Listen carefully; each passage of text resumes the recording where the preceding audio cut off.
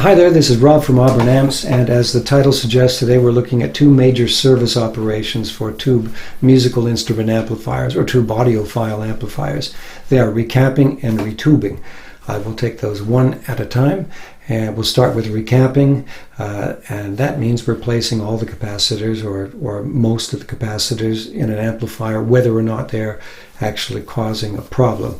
Now, you would do this because certain types of capacitors do age over time, even if the amp isn't being used. Even if those capacitors are sitting on a shelf in a box somewhere, they will age and they will not be able to meet their original performance specifications. So new old stock electrolytic capacitors are not what you want to install in your amplifier. But moving back a bit, the types of caps that you will need to replace in an amplifier are, as I mentioned, electrolytics, and over anything over about 20 years old gets to be a little bit suspect if you're going to be relying on this amp in performance situations. In 20-25 years, you're going to want to look at recapping, especially if it was a mass-produced amplifier, which tells you that they probably didn't use the top shelf grade of caps available at the time. And in the old days, electrolytics were never really that good. Their values were all over the map, and they just died over time. And the other type of cap you will need to replace, regardless, are ones with paper dielectrics. And I'll show pictures of these so you can see what paper dielectric. Those are paper dielectric caps, and their dielectric ages over time too. You'll see the value drift up if you take the cap out of the amp and measure it. But often these things will no longer meet their voltage ratings, so they become a reliability issue. And if the value changes, it also changes the response, the frequency response of the stage of the amplifier that it's in. So that will change the sound of the amp. If you're dead set on maintaining the sound of the amp, then with the interstage caps, take them out, measure them, and then measure new replacements until you find one that's exactly what you had in there. That's a rather OCD thing to do, but if you're concerned about making a sonic change to an amp, you're just trying to improve the reliability and reduce the hum in the case of DC supply filter caps, then measure your replacements and make sure they match the originals. There are certain types of caps that you probably won't have to replace. Those are ones with ceramic dielectrics. Those are little round, usually brown, flat ones. Sometimes they're green, sometimes they're maroon and rectangular. Another type of rectangular cap are the mica ones. They usually look like a little frozen waffle, a little rectangle, thick rectangle with colored dots on it. You don't see those in guitar amps very often because they're very small value caps, but sometimes they appear in there as filters. Their dielectric lasts forever, typically. Ceramics, the only ceramic cap you look at replacing is what's called the death cap, but this is when you're changing the AC input wiring. That's a separate video, separate topic. I'm not going to get into that. But the type of caps you need to worry about replacing for decay reasons: electrolytics and paper. If you've got caps with polystyrene, polyethylene, more pictures, and polyester dielectrics and Teflon, you probably won't have those because they're kind of esoteric. Then you'll never need to replace those unless they're actually damaged, because they tend not to decay over time.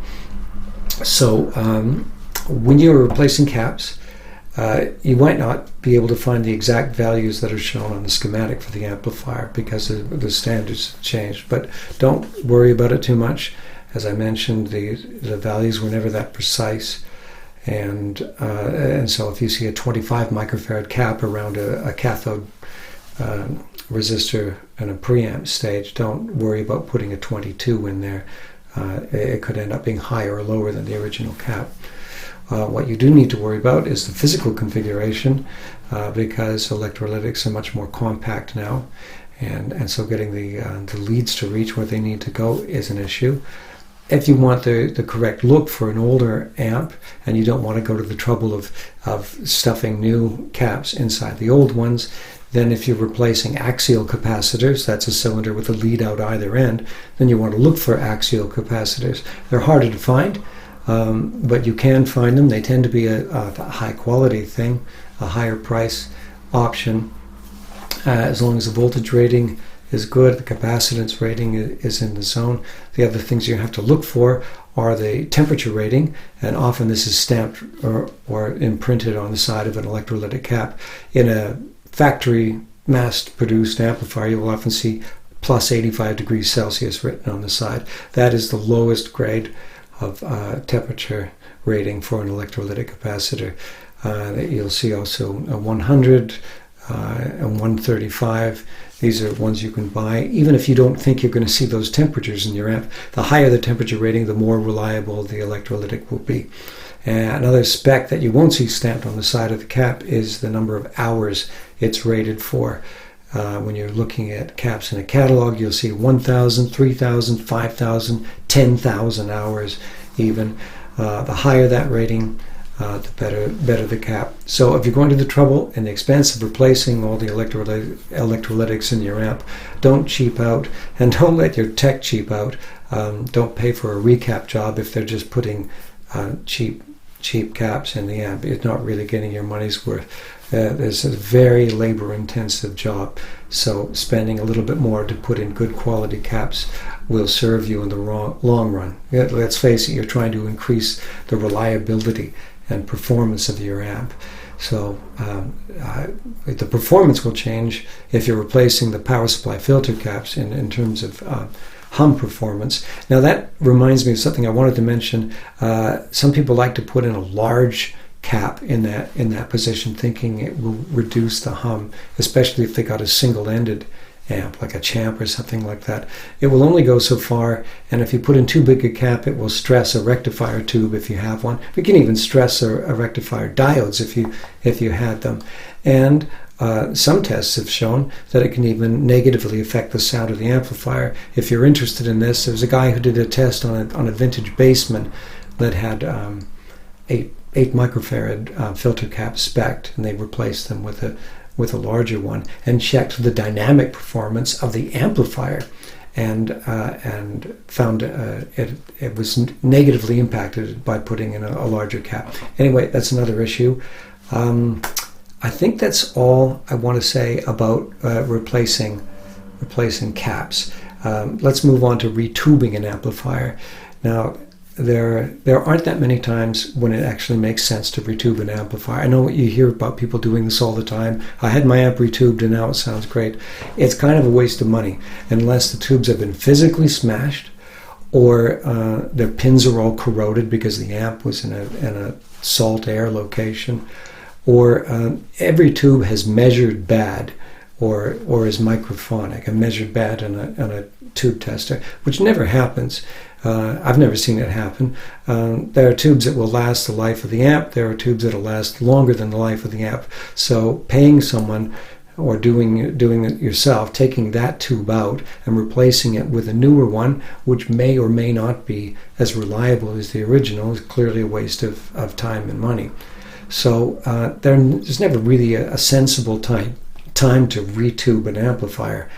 If a tech says, yeah, you need to have your amp retubed, or someone online tells you this, or you read about it in some forum, then walk away, because it's not good advice. It's expensive, unnecessary. It could compromise the reliability of your amplifier, and it could even change the sound. One way retubing can change the sound is by changing the balance of the output tubes.